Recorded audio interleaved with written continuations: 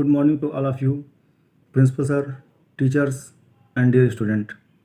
सबसे पहले तो मैं धन्यवाद करना चाहूँगा केंद्रीय विद्यालय भवानीपटना के प्रिंसिपल सुजीत राय सर को, मेरे मित्र शारीरिक शिक्षक नीरज पांडे जी का, जिन्होंने ये मौका दिया मुझे। योग का इतिहास बहुत पुराना है। ऐसा माना जाता है कि जब से धरती पर मनुष्य पैदा हुआ है तब से लेकर ही योग है, तभी से योग विद्यमान है। योग शब्द संस्कृत भाषा के युज शब्द से बना हुआ है। युज का अर्थ होता है जोड़ना या संयोग।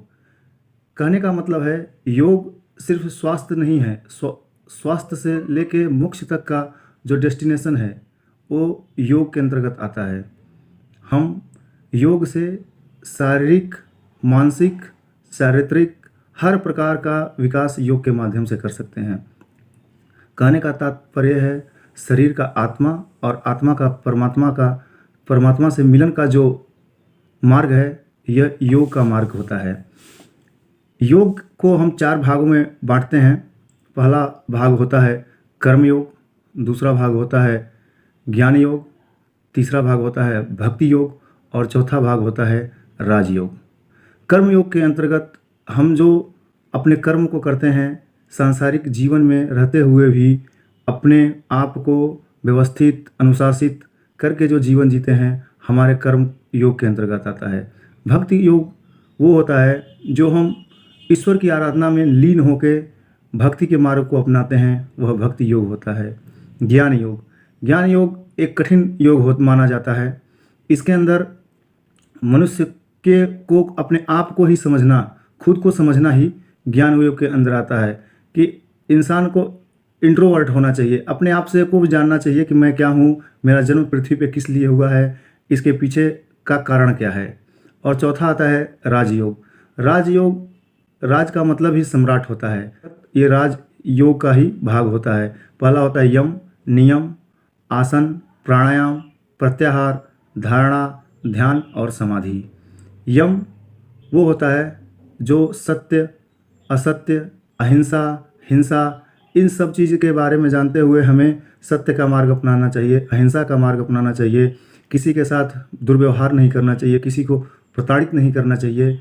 इन सब चीज़ों को अपने जीवन में उतार के चलना ही यम होता है। नियम वह होता है जो स्वयं को ही अनुशासन में रखना है। जैसा कि हम नित्य क्रिया करते हैं, उसके बाद से अपने चरित्र को मेंटेन करते हैं, अपने आप को अनुशासित ढंग से रखते हुए समाज में जीवन यापन करना ही नियम होता है।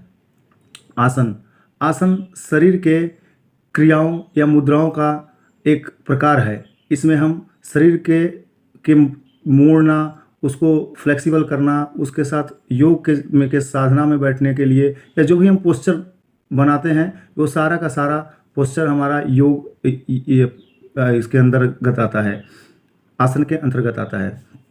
उसके बाद आता है प्राणायाम के अंतर्गत हम अपने ब्रीथिंग के ऊपर कंट्रोल करते हैं। हम अपने सांसों के ऊपर अपना कंट्रोल करते हैं कि हमें कब कितना सांस लेना चाहिए, उसके ऊपर हम कंसंट्रेशन करते हैं। अपने सांस के ऊपर कंसंट्रेशन करना ही प्राणायाम होता है। प्रत्याहार का मतलब होता है बिना लोभ, बिना मोह, बिना छल कपट के जीवन यापन करना ही प्रत्याहार है। यानी कि बुरी चीज़ों से अपने आप को दूर रखना, बुरे काम को नहीं करना, बुरे सोच को नहीं रखना, बुरे इंसान का बहिष्कार करना, समाज में अच्छे लोगों के साथ अच्छा माहौल बनाना ही प्रत्याहार है। उसके बाद से आता है धारणा का अर्थ होता है हम किसी एक लक्ष्य के प्रति कितना कंसंट्रेट अपने आप को कर रहे हैं, वह हमारी धारणा होती है। उसके बाद से आता है ध्यान एक तरह से धारणा का पूर्ण रूप बोल सकते हैं। इसके ऊपर हम प्रकृति के अंदर जिस चीज़ के ऊपर फोकस करते हैं उसके बारे में हम मेडिटेशन करते हैं, उसके बारे में हम ध्यान लगाते हैं, और ध्यान एक तरह से धारणा का ही पूर्ण रूप माना जाता है।